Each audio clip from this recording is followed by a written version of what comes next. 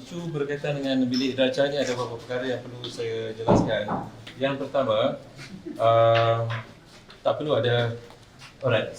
Saya cuba bayangkan bahawa semua pelajar akan datang ke sekolah. Iaitu memang hasrat wabi menteri, tetapi mungkin secara berperingkat. Mungkin 3 tempat dan 3 masuk dahulu. 1, 2 kemudian. Itu keputusan kemudian. Tapi akhirnya nanti, sampai masanya dalam very soon, semua pelajar akan kembali ke sekolah. Jadi kita perlu gunakan semua bilik darjah pada tahap yang maksimum. Kalau bilik darjah dah penuh, kita akan gunakan apa saja ruang yang ada, termasuk dewan macam SMK Terbakang ni, ada dewan yang boleh digunakan pakai. Alright? Sekarang susunan meja di dalam bilik darjah ni memang tak menepati kaedah yang kita tetapkan lah. Alright? By right sebenarnya, dia sekarang ni letak, okey, sekarang ni budak form 5 saja yang ada.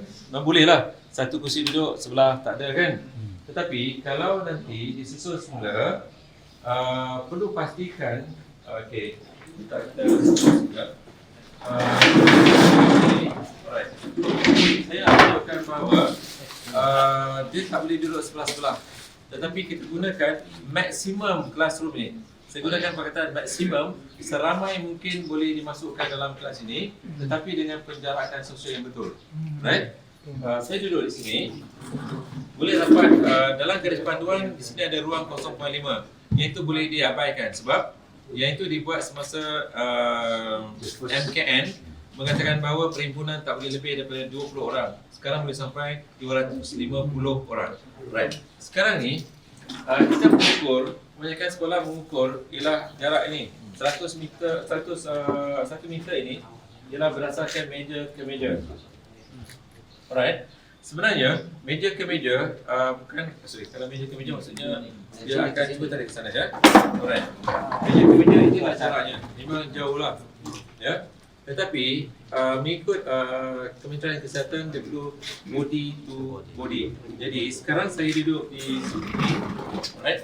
Kita cuba nak lihat body to body 1 meter ni ialah letak bahu saya. Alright. Bahu saya mungkin ke sana sikit mungkin, alright. Mungkin ini ialah jarak yang sesuai untuk 1 meter body to body. Alright, body to body.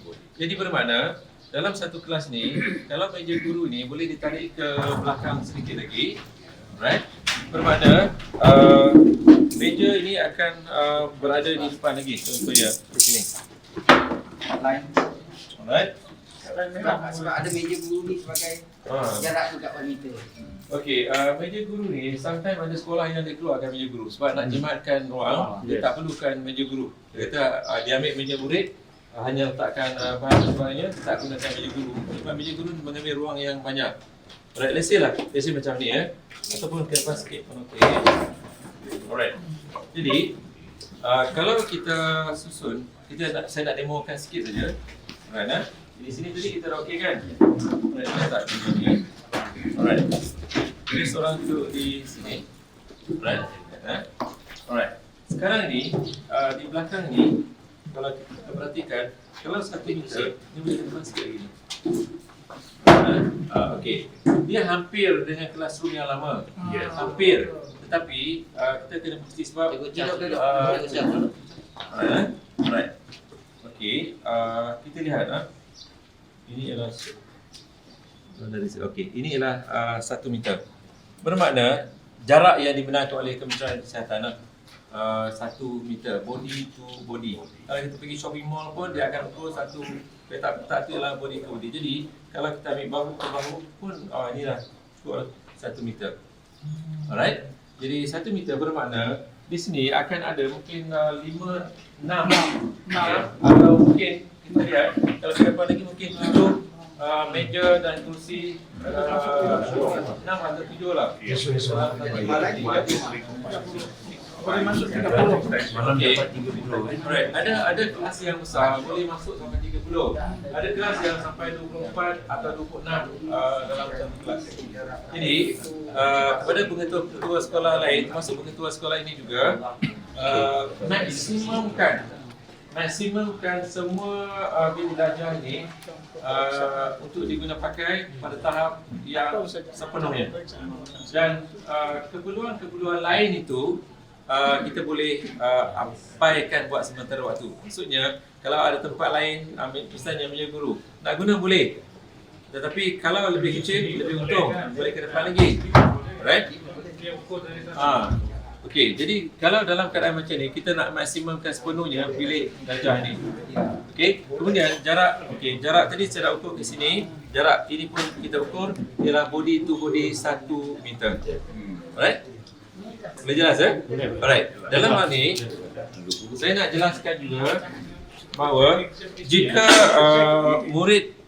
dua murid yang berbeza menggunakan meja ini, murid A dan murid B, alright, sesi pagi dan sesi petang, kalau itu yang berlaku, right? Hanya dua murid itu sajalah yang akan duduk di sini. Kalau sebaik-baiknya tuliskan nama mereka, kalau boleh. Kalau tak berubah-ubah, jadi murid yang sekolah sesi pagi itu, apabila dia tamat sesi pada hari itu, dia ada dua keadaan. Dia makan dalam kelas kan? Yes. Right. Makan dalam kelas ni, makanan itu macam mana? Pre-order ataupun dia beli makanan bawa ke sini? Cikgu Charles?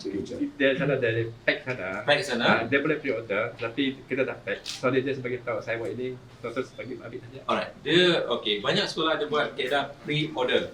Dia macam combo set, beli McDonald, KFC dan sebagainya. Alright, nanti saya akan terangkan. Kalau dia pre-order, perlu berhati-hati, kita perlu berlaku adil kepada pengusaha kantin. Jangan dia kerugian, sepatutnya dibayar lebih awal lah, a day before. Kalau kita pelajar order tetapi hari esoknya dia tak datang, siapa nak makan makanan dia? Alright? Tapi berhati-hati dengan nak collect duit. Kita elakkan pelajar collect duit lah, sebab kadang-kadang dia bergaduh sama dia, susah juga. Kalau guru pula, lebih okey, tetapi nanti guru dia sengaja nak kongsi di Facebook kan, nak posting kan, hari ni penat sikit lah, lambat balik sebab collect duit pelajar untuk makan hari esok. Kadang nak cerita seronok, tetapi perkara itu menyebabkan ada persatuan guru dan sebagainya sebut ini beban tugas guru bertambah dan sebagainya. Bincang baik-baik dengan pengusaha kantin sama ada boleh dibayar terus kepada mereka atau guru yang boleh dengan rela hati, suci hati dan dia tak haibahkan apa-apa untuk collect duit itu bagi pihak pelajar-pelajar. Dan ada sekolah yang besar, pengusaha kantin, pelajar tak pergi sana pun. Dia akan hantar ke beberapa stesen dan dia ambil makanan untuk kelas dia. Dia tulis dalam beg plastik yang besar pun boleh. Alright? Jadi mereka akan belajar di sini. Bila belajar di sini, makan di sini, selepas makan spray dengan antiseptik, perlu ada disediakanlah di atas meja ni antiseptik, spray dan lapkan. Lap ini sebaik mungkin kalau boleh seorang ada satu towel, tapi kalau tak ada pun okey. Dalam towel itu direndam dengan antiseptik, boleh digunakan untuk berulang kali. Alright? Itu yang pertama, makan. Tetapi selepas tu, habis sesi pagi, dia akan balik. Sebelum dia balik, tolong spray sekali lagi kursi dan meja, spray dan lap, pelajar baru akan masuk. Pelajar petang sebelum balik, macam tu juga. Waktu makan, selepas makan, spray dan lap, sebelum balik, spray dan lap. Sangat berkesan dalam perkara ini sebab antiseptik itu boleh mematikan kuman. Alright? Jelas Okey, itu berkaitan dengan susun atur di dalam bilik darjah. Kemudian penggunaan face mask ni. Face mask ni memang betul lah. Datuk Seri Mahkamah menyebut bahawa walaupun kita buat penjarakan sosial kita telah 1 meter tak berkesan. Tapi MKN dan KKM mengatakan itulah jarak yang kita boleh terima dalam konteks kita di Malaysia. Barat gunakan face mask. Tapi dalam garis panduan, kalau kita katakan mesti guna face mask, kita akan menanggung kos RM5 juta sehari untuk setiap pelajar kita bekalkan dengan face mask. Alright? Kita tak mampu untuk tujuan itu. Jadi sekarang ni, sekolah hanya sediakan face mask bagi murid yang datang ke sekolah. Tiba-tiba dia ada tanda-tanda atau gejala-gejala yang kecil. Batuk, sesama, demam yang tak ketara, kita boleh berikan. Tetapi bukannya hari-hari kita boleh berikan. Perbincangan dengan KKM pada hari Jumaat yang lalu telah diadakan antara Menteri Pendidikan dan juga Menteri Kesihatan. Kerana ini disilentkan sajalah untuk gunakan yang fabric face mask. Fabric face mask ni ada yang warna hitam dan sebagainya, tapi sebaik-baiknya yang 3 layers. Fabric face mask 3 layers dan washable, boleh dibasuh. Jika boleh dibasuh bermakna Timbalan Menteri Pendidikan maklumkan bahawa dia boleh tahan 3 bulan. Jadi maksudnya kalau dia ada 2, harganya kurang daripada, kalau di KL kurang daripada RM5. Saya tak tahu di sini berapa. Mungkin RM5, RM2, RM5 lebih. Katakanlah RM6. Dia ada 2 atau 3 pun sudah cukup. Dia pakai satu, simpan satu, basuh satu. Jadi face mask tu mestilah kering. Ya. Tetapi dalam garis panduan kita mengatakan bahawa pelajar digalakkan saja. Digalakkan. Jadi maksudnya dia tak pakai pun tak apa dalam kawasan bilik belajar dan sebagainya. Tetapi bagaimana dengan guru? Guru juga sebenarnya boleh membuka face mask-nya kalau dia mengajar di sini. Jarak 1 meter dari pelajar, dia boleh buka face mask-nya. Tetapi jika guru itu datang dekat dengan murid dan nak menerangkan sesuatu, dia perlu tolakkan face mask-nya ke atas supaya remisan daripada air liur dan sebagainya, pernafasan dia tidak pergi kepada murid yang berkenaan dan menjangkiti murid berkenaan. Jelas Right. Yang ketiga, berkaitan dengan pelajar yang berimmunity rendah. Dalam FAQ yang kita baru hantar dalam minggu lepas ke Selasa, ada dinyatakan dengan jelas siapa murid yang perlu memakai setiap masa face mask ini atau pelitup muka ini. Mereka ialah murid yang ada masalah kesihatan di penyakit paru-paru. Right? Paru dia ada masalah. Kemudian dia ada penyakit kencing manis, ada penyakit asma, dia ada menjalani pembedahan jantung, kanser, pemindahan organ dan sebagainya, ataupun pelajar yang kencing manis yang daya immunity badannya rendah. Right? Dan juga pelajar-pelajar yang mengambil steroid disebabkan atas faktor kesihatan, dia juga perlu pakai face mask tu all the time di dalam bilik belajar. Sebab jangkitan boleh mudah kepada dia. Oh, satu lagi, pelajar yang ketara kekurangan zat makanan. Pelajar yang ketara zat makanan ni ialah pelajar yang selalu sakit, selalu demam, selalu batuk, badannya kurus, itu tanda-tanda lah. Dan dia juga perlu memakai face mask pada setiap masa di dalam kelas ataupun di luar kelas. Okey. Jadi pelajar ini juga sebenarnya untuk hadir ke sekolah, jika dia memilih untuk tidak hadir, jangan ambil tindakan buang sekolah, panggil semuanya, tak. Ibu bapa perlu tulis surat mengatakan bahawa anak dia tidak sihat dan berimmunity rendah, mohon tidak hadir ke sekolah untuk tempoh tertentu. Mungkin begitu, dibenarkan untuk tujuan itu. Sebab menghantar anak ke sekolah dalam keadaan sekarang ini ialah pilihan ibu bapa. Sebab itu di sekolah-sekolah Cina atau Malaysia kadang-kadang ada yang mereka ada kebimbangan. Misalnya kita pergi SRP, sekolah rendah bantuan di Melulu semalam, ada ibu bapa yang masih ragu-ragu untuk hantar. It's okay. Saya pun ada cucu untuk prasekolah. Ya. Anak saya kata tak nak hantar lagi sebab dia nak monitor 2 minggu. It's okay. Namun itu ialah hak ibu bapa tak nak hantar. Itu tak ada masalah. Tetapi kalau dalam keadaan yang ini, kita yakinkan bahawa sekolah kita telah bersedia untuk menerima mereka datang ke sekolah bagi sesi pembelajaran. Dan saya sebutkan tadi, tunggu pengumuman pada hari Rabu depan selepas mesyuarat kabinet tarikh-tarikh kemasukan ke sekolah yang diumumkan oleh Menteri Pendidikan. Jadi saya sebut tadi face mask perlu dipakai bagi murid yang memang immunity badannya yang rendah. Okey. Satu lagi saya kata tadi, apabila pelajar yang menaiki kenderaan sama ada van, bus, whatever, yang public transport di mana-mana sajalah, bukan di sini, di sekolah-sekolah yang lain, sebelum keluar kawasan sekolah pakai face mask. Naik bas sekolah ataupun public transport, all the time mesti pakai face mask, right? Dan pemandu itu mesti pakai face mask. Ini peraturan MOT, ya, Ministry of Transport. Kemudian dia perlu ingatkan pelajar supaya sentiasa pakai face mask sebab dalam bas tidak ada penjarakan sosial. Macam naik kapal terbang sekarang, semua seat ada diduduki. Tetapi sepanjang perjalanan itu pakai face mask kecuali dibenarkan dibuka waktu makan saja. Right? Jadi sama juga dengan public transport ataupun bas atau van yang lain. Dia naik pakai turun setelah kawasan tak ada orang baru dia boleh dibuka. Yang tu face mask yang kata fabric, saya tak tahu berapa layer, tapi dalam boleh yang 3 layers lah. Dia washable. Alright? Okey, ada tak pertanyaan apa-apa berkaitan dengan susunan bilik belajar, bagaimana guru mengajar? Guru boleh bergerak, jangan double meja ya. Satu meja satu baris. dia boleh bergerak, mungkin boleh masuk 26 lebih mungkin dalam kelas ini. Ya. Cuba susun nanti ya. Okey, ada pertanyaan? Tadi kita bercakap tentang kantin. Kantin di sekolah saya dia besar. Okey. Kakak ini kami sudah hitung kalau ikut perjalanan sosial itu dia boleh memuat lebih kurang 150 orang pelajar. Kantin besar ya. Malam tadi Wabi Menteri hantar mesej buat saya personal message. Okey. Berkaitan dengan guru dulu kan. Dia kata, Haji, sekarang ada guru makan di ruang makan guru di kantin dengan penjarakan sosial.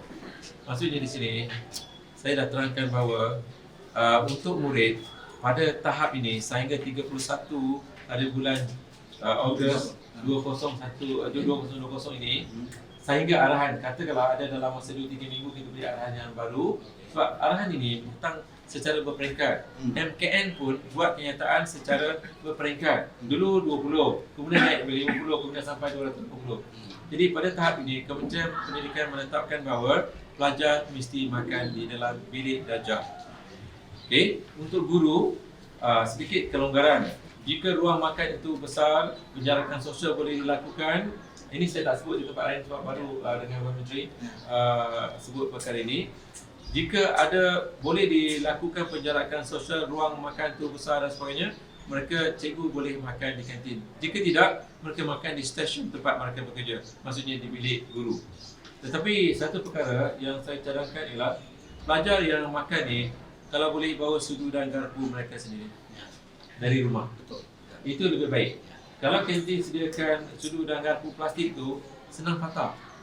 Kalau mereka bawa sudu dan garpu yang besi tu itu lebih mudah untuk mereka dan basuhlah di rumah mereka.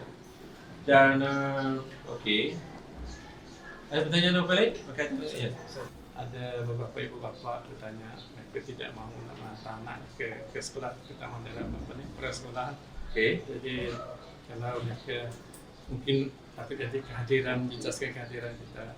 Okey. Jadi apakah tindakan kita, adakah kita perlu memberi mereka surat tunjuk sebab atau Macam ni. Untuk peringkat awal ini hak ibu bapa untuk menghantar anak ataupun tak mahu atau tidak mahu itu ialah hak ibu bapa. Jika mereka tidak mahu menghantar dalam tempoh masa yang awal ini, jangan ambil apa-apa tindakan. Minta mereka berikan satu surat mengatakan bahawa anak mereka belum bersedia atau mereka belum yakin dengan keselamatan dan sebagainya.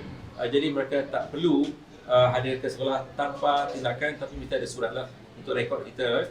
Tetapi yakinkan kepada mereka bahawa Kementerian Pendidikan telah cuba sedaya upaya untuk memenuhi semua standard dan piawai, SOP dan sebagainya yang ditetapkan oleh KKM dan juga MKN, Kementerian Kesihatan dan juga Majlis Keselamatan Negara. Kita gunakan itu sebagai panduan sebab terbukti bahawa apa yang dibuat oleh KKM, apa yang dibuat oleh MKN telah berjaya meletakkan Malaysia antara 5 negara terbaik dalam menguruskan COVID-19 dan kita top 5 yang terbaik.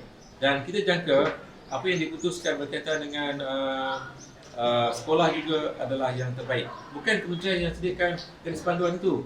Kita hanya draftkan saja.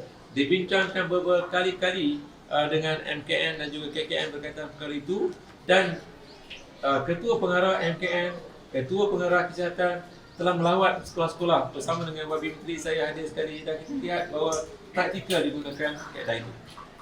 Alright? Jadi jangan paksa. Sama juga pelajar yang lain pun, kalau ibu bapa ni dia seorang yang sangat naik ni, dia orang yang takut keterlaluan, tak nak hantar, it's okay. Jangan ambil tindakan dahulu, beri surat. Tetapi apabila mereka lihat nanti pelajar semua okey dan sebagainya, pada masa itu nak yakin nak hantar, baru mereka hantar. Alright? Ada pertanyaan lain? Ya. Pelajaran ni kita boleh tak tidak hadir Tidak hadir lah, tidak hadir sebab tidak hadir bersebab. Ya. Jangan ambil tindakan apa-apa ya. Tetapi perlu dilaporkan setiap hari lah. Dan kita monitor, Cik Razak, kita monitor mereka ini melalui sistem. Kita tahulah kehadiran tu kenapa. Sebab Sarawak pada hari pertama 90%. Pada hari pertama 95%. Hari yang ketiga tu dia jatuh sedikit kan. Jadi dalam hal ini kita mungkin ibu bapa sedang monitor atau mungkin 3 hari ini mereka tak berapa yakin lagi. Minggu depan baru kita akan dapatkan lebih lanjut. Alright? Okey. Ya. Cikgu, katakan tadi kan kita penting kan penjarakan 1 meter, susunan meja itu satu-satu. Okey. Kalau sebelum ini kita dimaklumkan 20 satu kelas, jadi Okey. katakan bila kita susun balik, katakan bilangan kelas ini 35 orang dan penjarakan sosial itu susun meja itu Itu, dapat betul. kita isi 35. Yap, betul. Kalau dalam kelas tu, mungkin kelas yang sangat besar ni 3B. Mungkin boleh muat 20 lebih daripada 25 orang, saya pasti boleh muat. 30 tu cuba dulu. Ya. Jadi boleh masuk semua. Semua. Alright? Kita nak elakkan Cikgu Charles, Cikgu Charles, sekolah ni paling ramai dalam satu kelas berapa orang? 34. Ha? 35 dah satu kan 35. Satu kelas 35. Cuba tengok ya. Kalau boleh 35 ya. Normalnya ialah 30. Ada berapa? Ada 30. Maksudnya hampir kalau betul-betul diatur, mungkin tak perlu pecah kelas pun. Kalau tak pecah kelas itu lebih baik. Ya. Normal. Sekarang kita pecah kelas sebab kita Okey. terikat dengan 20 Okey, itu. sekarang saya ya. Saya membawa suara Kementerian Pendidikan. Gunalah suara saya ni. Saya semalam pun ada Skype dengan semua PPD seluruh negara.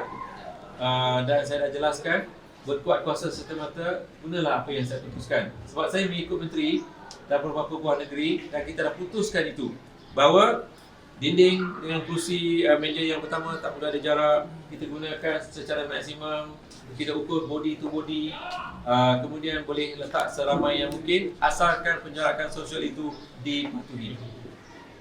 Alright? Okey, jadi banyak sekolah akan dapat jimatkan ataupun selesaikan isu nak pecah-pecah ni. Pecah-pecah ni pun akan jadi masalah. Tetapi kalau terpaksa pecahkan, mungkin daripada 5 kelas, dia akan tambah 1 kelas.